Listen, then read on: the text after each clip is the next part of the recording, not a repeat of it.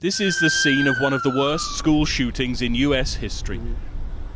At least 19 children and 2 teachers were killed at the Robb Elementary School in Uvalde in Texas. Here's how the tragedy unfolded. This is the gunman, 18-year-old Salvador Ramos.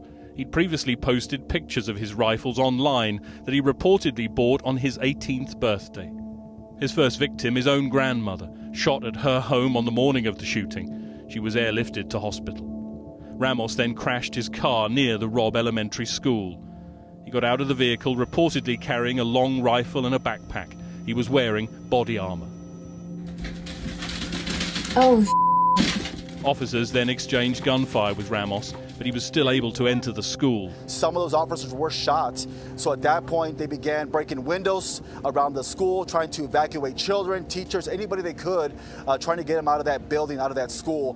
What we do know at that point, the shooter was able to make entry into a classroom, barricaded himself inside that classroom, and again just began shooting numerous children and teachers that were in that classroom, having no regard for human life, just a complete evil person.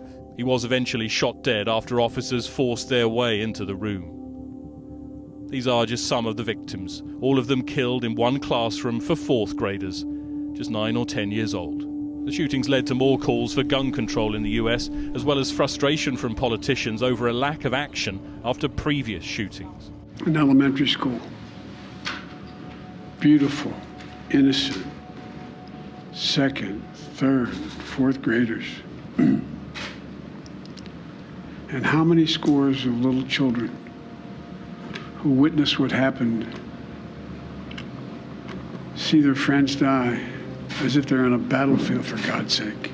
When in God's name are we going to stand up to the gun lobby? For now, it is America's deadliest school massacre since Sandy Hook in 2012 and has left a nation in mourning.